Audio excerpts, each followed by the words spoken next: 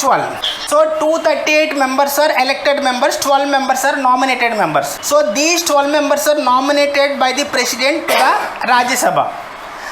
The 238 members are elected members. So what is the procedure of Rajya Sabha members? Election procedure. So already, according to our constitution, there are two levels of government. One is union, state government.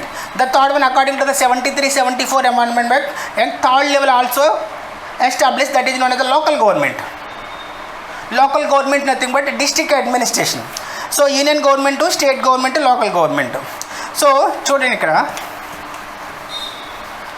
so this is the union government. So union government. So below the union governments, how many states? 28, 29, 30. 29. Okay. So these are all state. 30 states.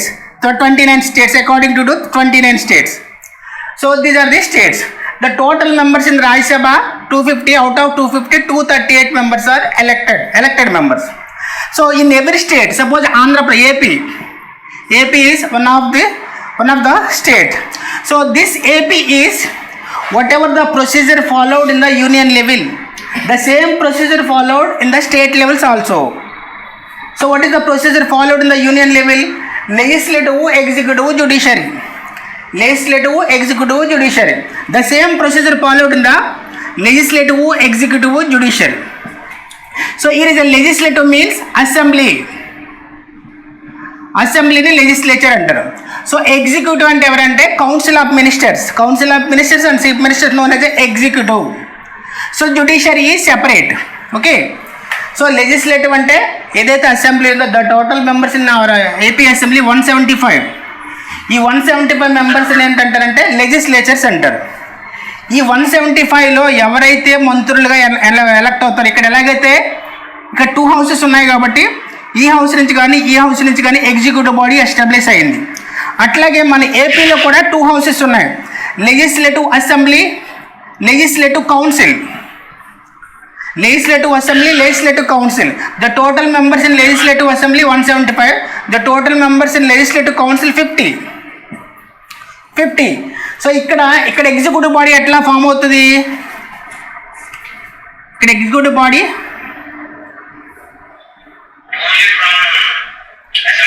no. So whatever the procedure followed in the union level, the same procedure followed in the state levels also. So ఇక్కడ లోక్సభ నుంచి కానీ రాజ్యసభ నుంచి కానీ మంత్రులుగా నియమించుకునే అధికారం ప్రధానమంత్రికి ఉంటుంది. అట్లాగే ఇక్కడ శాసనసభ నుంచి కానీ కౌన్సిల్ విధానసభ నుంచి కానీ అసెంబ్లీ, లెజిస్లేటివ్ కౌన్సిల్, ఈ హౌస్ నుంచి కానీ ఈ ఎగ్జిక్యూటివ్స్ని అపాయింట్ చేసుకునే అధికారం ఎవరికి ఉంటుందంటే మెజారిటీ పార్టీ లీడర్కి ఉంటుంది. So for example, in the 2019 general election in our Andhra Pradesh, the total 175 seats, out of 175, 151 got the YSRCP party. So it is the majority party in our Andhra Pradesh. So according to the Article 163, the governor appoints the majority party leader as a chief minister of the state. So according to the Article 164, the governor appoints council of ministers on the advice of the chief ministers. So ఇక్కడ union level 74-75, in the state level 163-164. So దీని ప్రకారంగా ముఖ్యమంత్రిని నియమిస్తాడు governor. 164 ప్రకారంగా council of మినిస్టర్స్ని governor నియమిస్తాడు chief minister request మేరకు. So ఇక్కడ ఈ విధంగా ఎగ్జిక్యూటివ్ అనేది ఎస్టాబ్లిష్ అయింది. సో ఈ హౌస్ నుంచి అయినా అవ్వచ్చు, ఈ హౌస్ నుంచి అయినా ఎలక్ట్ అవ్వచ్చు. సో ఇక్కడ ప్రతి స్టేట్లోని సేమ్ ప్రొసీజర్ ఉంటుంది. Every state followed the same procedure according to our constitution. But కొన్ని స్టేట్లో ఏముంటుందంటే ఒకటే హౌస్ ఉంటుంది, ఓన్లీ లెజిస్లేటివ్ అసెంబ్లీ ఉంటుంది, లెజిస్లేటివ్ కౌన్సిల్ ఉండదు. సో కౌన్సిల్ లేనప్పుడు ఏమవుతుందంటే ఈ హౌస్ నుంచే ఎగ్జిక్యూటివ్ అనేది ఏర్పడుతుంది, ఓన్లీ ఒక హౌస్ నుంచే ఎగ్జిక్యూటివ్ ఏర్పడుతుంది. చూడండి ఇక్కడ మీరు రీసెంట్లీగా so our Andhra Pradesh government, Andhra Pradesh YSRCP political party, two members Mopadevi Venkatramana and Pilli Subhash Chandra Bose. These two are appointed as a Rajya Sabha members. Elected as a Rajya Sabha members. So వీళ్ళిద్దరూ Rajya Sabha members కింద elect అయ్యారు. Initially before they were appointed as A Rajya Sabha members, they are council of minister in our state government. Before they were appointed as they were elected as a Rajya Sabha members, they are council of members in our state. So వాళ్ళు రాజ్యసభకు elect అవ్వకముందు మన రాష్ట్రంలో council of ministers కింద ఉన్నారు, అవునా కదా? Council of మినిస్టర్స్గా ఉన్నప్పుడు వాళ్ళు లెజిస్లేటివ్ అసెంబ్లీ నుంచి ఎలక్ట్ అయ్యారా, లెజిస్లేటివ్ కౌన్సిల్ నుంచి మంత్రులు అయ్యారా? Yes. So they are appointed as a ministers from the legislative council only. Legislative council నుంచి వాళ్ళు అపాయింట్ అయ్యారు. సో ఈ విధంగా చేసుకోవచ్చు. ఇక్కడ కొన్ని రాష్ట్రాల్లో ఒకటే హౌస్ ఉంటుంది, దాన్ని ఏమంటారంటే legislative assembly also known as people's house, ప్రజల సభ అంటారు. So all the legislative assembly members are known as MLAs అంటారు, member of legislative assembly. So ఇక్కడ ఈ ఎమ్మెల్యేస్ చూడండి, ఇక్కడ మన రాజ్యసభ గురించి మాట్లాడుతాం. 238 members. So the 238 members are elected members. So these 238 members divided based on the population of the concerned states. So జనాభా ప్రాతిపదికన ఈ 235 మందిని డివైడ్ చేస్తారు. సపోజ్ సో 2002లో సో ఇక నియోజకవర్గాల పునర్విభజన జరిగిందన్నమాట. Constituencies reorganisation of the constituencies in constitution, state legislative assembly and union పార్లమెంట్కి. అప్పుడు దేని ప్రకారంగా తీసుకుంటారంటే జనాభా ప్రాతిపదికన, జనాభాను బట్టి ఎక్కువ జనాభా ఉన్నటువంటి రాష్ట్రాలకు ఎక్కువ మంది ప్రాతినిధ్యం వహిస్తారు, తక్కువ జనాభా ఉన్నటువంటి రాష్ట్రాలకు తక్కువ మంది ప్రాతినిధ్యం వహిస్తారు. సో ఇందులో ఈ అవుట్ ఆఫ్ 258లో ఏ రాష్ట్రానికి ఎక్కువ ప్రాతినిధ్యం ఉందంటే యూపీ నుంచి 80 మంది ఉంటారు. యూపీ నుంచి 80 మంది ఎంపీస్ ఉంటారు. సో వీళ్ళని ఏమంటారంటే రాజ్యసభ ఎంపీస్ అంటారు. అట్లాగే ఏపీ నుంచి ఎంతమంది ఉన్నారంటే AP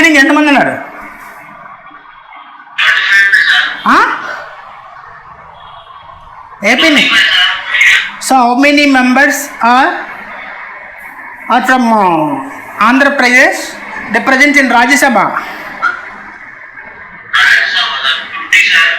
20.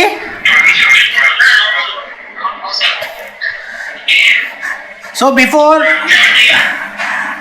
bifurcation of Andhra Pradesh, there were 18 seats. So at present Andhra Pradesh 10 and Telangana 8. Andhra Pradesh 10, Telangana 8. So these 10 members are Rajya Sabha. అట్లా ప్రతి స్టేట్కి కూడా సో ఇట్లా కేటాయిస్తారు. ఒక స్టేట్కి 10, ఒక స్టేట్కి 8, 6, 10, 18, 30, 80 ఇట్లా ప్రతి స్టేట్కి ఉంటుంది. టోటల్ ఏంటంటే 238. సో ఈ 10 మందిని on behalf of Andhra Pradesh people, these 10 members are represents in the Rajya Sabha. So Andhra Pradesh ప్రజల తరపున రాజ్యసభలో ఈ 10 మంది ప్రాతినిధ్యం వహిస్తారు. అయితే ఈ 10 మంది ఎట్లా ఎన్నుకోబడతారు అంటే ద టోటల్ పాపులేషన్, దీన్ని ఎవరు ఎన్నుకుంటారంటే ఆల్రెడీ చెప్పాను, all the Lok Sabha members known as MPs, all the Lok Sabha members are elected directly by the people of India.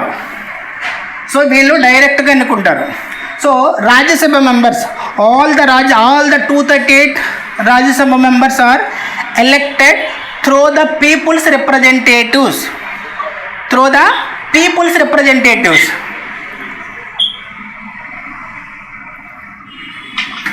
So through the people's representatives only. So here is these 10 members elected from people's representatives. So who are the people's representatives in Andhra Pradesh? MLA. So these are the people's representatives.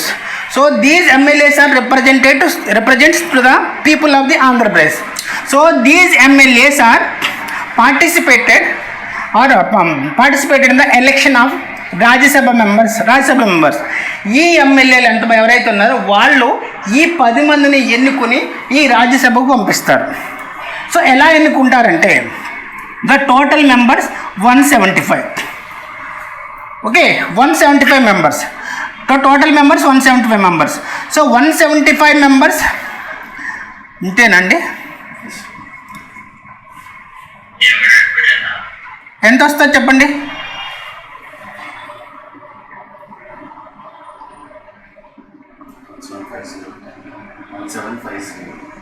1750 అంటే 17 మంది. అంటే ఒక ఎంపీని మనం ఎన్నుకోవాలంటే, ఒక రాజ్యసభ మెంబర్ని ఎన్నుకోవాలంటే 17 మంది ఎమ్మెల్యేలు కావాలి. ఓకే, అర్థమవుతుందా? హలో,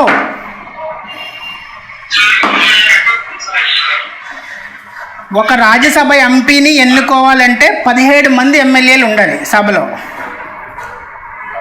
ఓకే, అర్థమవుతుందా? ఓకే, ఇక్కడ చూడండి 170. The total members 175. 175 divided by 10 into 100 అంటే 17 మంది కావాలి. సో 17 మంది కావాలంటే సపోజ్ ఫర్ ఎగ్జాంపుల్ ఆంధ్ర ఏపీలో 151 members are belong to YSRCP, 23 members are TDP. The total 175. 1 member is Janasena. Okay, the total 175. So ఇక్కడ 151 మంది ఉన్నటువంటి వైఎస్ఆర్సిపి పార్టీకి ఎంతమందిని, ఈ 10 మందిలో ఎంతమందిని రాజ్యసభకు పంపించే అర్హత ఉంటుంది?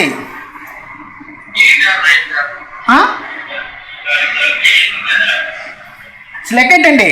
17. సో 8 into 17 into ఎంత? 146 అంటే 8 మందిని మాత్రమే పంపించే అధికారం వైఎస్ఆర్సీపీ పార్టీకి ఉంది. మరి తెలుగుదేశానికి ఎంతమందిని పంపించే అవకాశం ఉంది? తెలుగుదేశం పార్టీ ఎంతమందిని పంపించవచ్చు? 1, ఓన్లీ 1. ఎందుకంటే ఓన్లీ 23 members, ఒకరిని మాత్రమే పంపించగలరు. ఓకే, సో అట్లాగేంటంటే ఈ రాజ్యసభకి all the Rajya Sabha members are elected through the people's representative from the concern states. ఆయా రాష్ట్రాల యొక్క ప్రజల ప్రతినిధుల చేత రాజ్యసభ మెంబర్స్ ఎన్నుకోబడతారు. ఓకే, సో ఈ విధంగా ఈ సిస్టమ్ అనేది ఉంటుంది. So the term of the Rajya Sabha is permanent.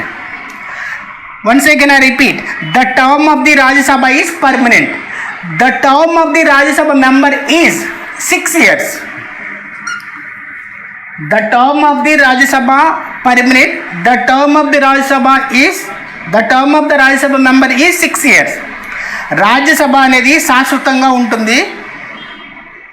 ఆ రాజ్యసభల యొక్క సభ్యుని యొక్క పదవీ కాలం ఎంతంటే 6 సంవత్సరాలు. అయితే సో ఇక్కడ లోక్సభలో the term of the Lok Sabha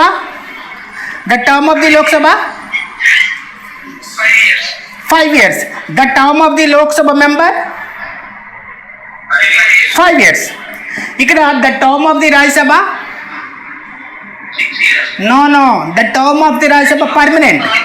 The term of the Rajya Sabha member permanent. The term of the Rajya Sabha member 6 years. So ఎట్లా అంటే every 2 years 1/3 members are retired from the Rajya Sabha. Every 2 years, ప్రతి 2 సంవత్సరాలకు ఒకసారి 1/3 వంతు మంది ఈ రాజ్యసభ నుంచి retire అవుతూ ఉంటారు. So 1/3 of the members of Rajya Sabha retired every 2 years. అంటే ప్రతి 2 సంవత్సరాలకు ఒకసారి 1/3 వంతు మంది రిటైర్ అవుతూ ఉంటారు. సో ఎప్పుడైతే 1/3 వంతు మంది 6 years వాళ్ళ టర్మ్ అయిపోయి వెళ్ళిపోతారో ఈ 1/3 మెంబర్స్ని అగైన్ మళ్ళీ ఎక్కడి నుంచి ఎలక్ట్ అవుతారు? సపోజ్ మన ఈ 1/3లో ఆంధ్రప్రదేశ్ నుంచి 4 వెళ్ళిపోయారు. నలుగురు టర్మ్ 6 years అయిపోయింది. నలుగురు టర్మ్ అయిపోతే ఈ నలుగురు మళ్ళీ ఎక్కడి నుంచి ఎన్నికవ్వాలి? ఆంధ్రప్రదేశ్ నుంచి ఎన్నికవ్వాలి. ఆంధ్రప్రదేశ్ నుంచి ఎన్నికవ్వాలి. అట్లా every 2 years 1/3 members are retired from the Rajya Sabha. The vacant seat filled by the election commission from the various states. A state నుంచి అంటే వేకెన్సీ వస్తుందో ఆ స్టేట్ నుంచి మళ్ళీ అది ఫిల్ చేస్తూ ఉంటారు. అందుకని ఈ సభ ఎప్పుడు కూడా కంటిన్యూస్ ప్రాసెస్. దీంట్లో రిటైర్మెంట్ అవుతూ ఉంటారు, మళ్ళీ కొత్త వాళ్ళు వస్తూ ఉంటారు, రిటైర్ అవుతూ ఉంటారు, కొత్త వాళ్ళు వస్తూ ఉంటారు. ఆ రిటైర్మెంట్ ఎట్లా ఉంటుంది? every 2 yearsకి 1/3 members వెళ్ళిపోతూ ఉంటారు. 1/3 అంటే ఎంతమంది? 238లో 75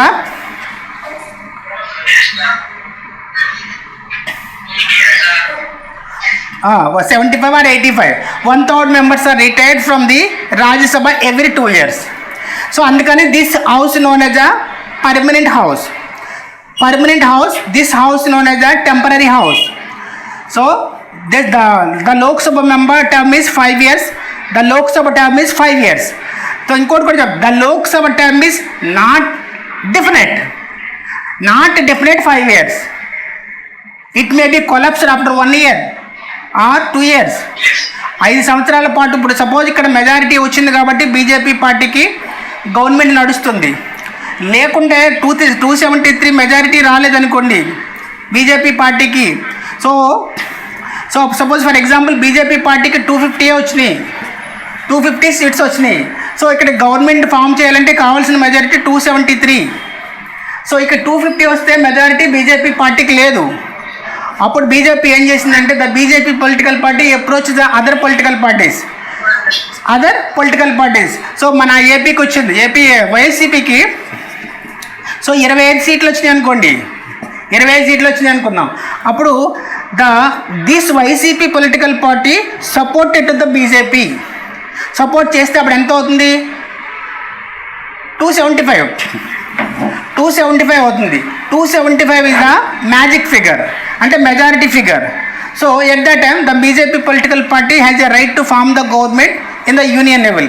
సో ఇట్లా గవర్నమెంట్ ఫామ్ అయింది, గవర్నమెంట్ నడుస్తుంది. ఒక 6 months తర్వాత ఈ వైఎస్ఆర్సీపీ పార్టీ వాళ్ళు వాళ్ళకి ఇచ్చినటువంటి సపోర్ట్ని విత్డ్రా చేసుకున్నారు. After 6 months the YSRCP political party with the support the BJP party government, existing government. So ఎప్పుడైతే విత్డ్రా చేసుకున్నారో so this member is come down to the minority. So మెజారిటీలో నుంచి మళ్ళీ 275 నుంచి మళ్ళీ 250కి వచ్చేసింది, అంటే minority government. So at the time ఏంటంటే అట్లాంటి సందర్భంలో ఈ హౌస్ని నడపాలంటే ఏం కావాలి? మెజారిటీ కావాలి. మెజారిటీ ఉంటేనే హౌస్ నడపడానికి అవుతుంది. సో మెజారిటీ కావాలంటే ఈ బీజేపీ పార్టీ వేరే పార్టీలు ఎవరైనా కలుపుకోవాలి. ఏ పార్టీ సపోర్ట్ చేయలేదనుకోండి, ఏ పార్టీ సపోర్ట్ చేయకపోతే ఏమవుతుందంటే ప్రెసిడెంట్ ఏం చేస్తారంటే ఎలక్షన్ డిక్లేర్ చేస్తాడు. This Lok Sabha dissolved by the president of India. ఈ లోక్సభను రద్దు చేసి మరలా ఎలక్షన్స్ పెడతాడు. అంటే దాని అర్థం చూడండి ఇక్కడ, అంటే the term of the Lok Sabha is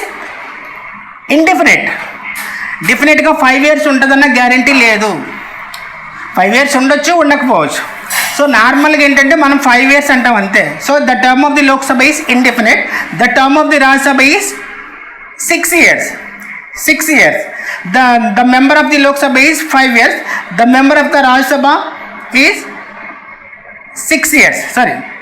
So Rajya Sabha is permanent house, Lok Sabha is temporary house. Simply అర్థం చేసుకోండి, లోక్సభ అనేది తాత్కాలికమైనటువంటి సభ, రాజ్యసభ అనేది శాశ్వత సభ. సో లోక్సభలో మెంబర్స్ 5 సంవత్సరాల కాలానికి ఎన్నుకోబడతారు, రాజ్యసభలో మెంబర్స్ 6 సంవత్సరాల కాలానికి ఎన్నుకోబడతారు. సో లోక్సభలో మెంబర్స్కి 5 సంవత్సరాల తర్వాత ఎలక్షన్ కమిషన్ ఎలక్షన్స్ కండక్ట్ చేస్తుంది. సో రాజ్యసభలో మెంబర్స్ ఖాళీ అయితే ప్రతి 2 సంవత్సరాలకు ఒకసారి 1/300 మంది వాళ్ళు టైం పూర్తి చేసుకుని బయటకు వెళ్తారు. ఆ ప్లేస్లో కొత్త వాళ్ళు నింపుతారు. అందుకని దిస్ హౌస్ని ఏమంటారంటే రాజ్యసభ అంటారు. సో ఇక్కడ మన పాయింట్ ఏంటంటే చూడండి, ఇక్కడ రాజ్యసభ మెంబర్ ఎట్లా ఎలక్ట్ అయ్యారు అనేది తెలిసింది, లోక్సభ మెంబర్ ఎట్లా ఎలక్ట్ అయ్యారనేది తెలిసింది. సో ఇక్కడ సపోజ్ బీజేపీ అన్నాం కదా, so BJP party. So this BJP party formed the government in the union level in 2019. So 2000. So the BJP party MPs also in Rajya Sabha. ఈ రాజ్యసభలో కూడా బీజేపీ పార్టీకి చెందినటువంటి ఎంపీస్ ఉంటారు, ఇక్కడ కూడా ఉంటారు. సో ఇక్కడ ఉంటారు, ఇక్కడ ఎంతమంది నెగ్గారు? 304 మంది నెగ్గారు. సో ఆల్రెడీ ఇక్కడ కూడా బీజేపీకి సంబంధించినటువంటి ఎంపీలు ఉంటారు, ఉండొచ్చు ఉండకపోవచ్చు. సో అప్పుడు ప్రైమ్ మినిస్టర్ ఏం చేస్తారంటే, ఎగ్జిక్యూటివ్ బాడీ ఎట్లా ఏర్పడుతుందని చెప్తున్నాడు. సో ప్రైమ్ మినిస్టర్ ఏం చేస్తారంటే, ప్రైమ్ మినిస్టర్ ఇక్కడి నుంచి లోక్సభ నుంచి ఎలక్ట్ అయ్యారు కదా. సో ఇక్కడ ప్రైమ్ మినిస్టర్ ఏం చేస్తారంటే, after the prime minister appointment, so the prime minister advise to the president of India to appoints council of ministers. The limit of the council of ministers 80 to 85 members. 80 నుంచి 85 మంది కంటే ఎక్కువ appoint చేయకూడదు. So ఇక్కడ ఒక లోక్సభలో నుంచి ఒక 60 మందిని తీసుకున్నాడు, రాజ్యసభలో నుంచి ఒక 20 మందిని తీసుకున్నాడు. So it is the discretionary power of the prime minister only. So Rajya Sabha ప్రధానమంత్రికి కౌన్సిల్ ఆఫ్ మినిస్టర్ని ఎన్నుకునే హక్కు ఉంటుంది. డిస్క్రిషనరీ పవర్ అంటారు. Discretionary power exercised by the prime minister. So ఈ ప్రైమ్ మినిస్టరు ఈ సభలో నుంచి అయినా తీసుకోవచ్చు, ఈ సభలో నుంచి అయినా తీసుకోవచ్చు. సో ఈ సభలో వాళ్ళ పార్టీ వాళ్ళని తీసుకుంటాడు, ఈ సభలో కూడా వాళ్ళ పార్టీ వాళ్ళని తీసుకుంటాడు. సమ్ టైమ్స్ సో ఎవరైనా సపోర్ట్ చేశారనుకో, బయట నుంచి సపోర్ట్ చేసే పార్టీలు ఉన్నాయనుకో, వాళ్ళు కూడా తీసుకోవచ్చు. అందుకని ఎగ్జిక్యూటివ్ బాడీ అనేది లోక్సభ నుంచి ఉంటుంది, రాజ్యసభ నుంచి ఉంటుంది.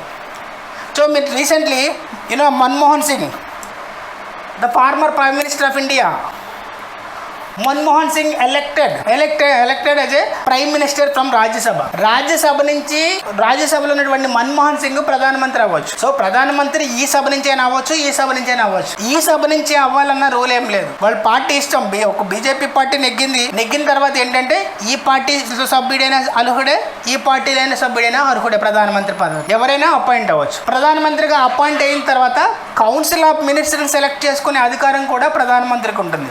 ప్రధానమంత్రి ఈ హౌస్ నుంచి అయినా తీసుకోవచ్చు, ఈ హౌస్ నుంచి అయినా తీసుకోవచ్చు, కానీ లిమిట్ అనేది మెయింటైన్ చేయాలి. సో దీన్ని ఏమంటారంటే ఎగ్జిక్యూటివ్ అంటారు. So this executive body, the duty of the executive body is to implement the laws, whatever the makes the laws from the legislative body. So those laws implemented through the executives, the help of the administrative executives.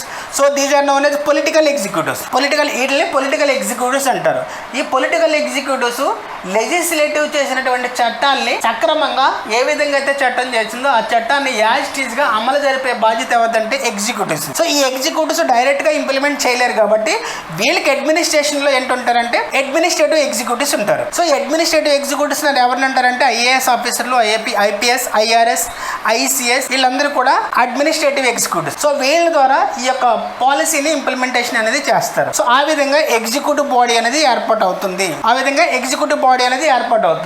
Okay.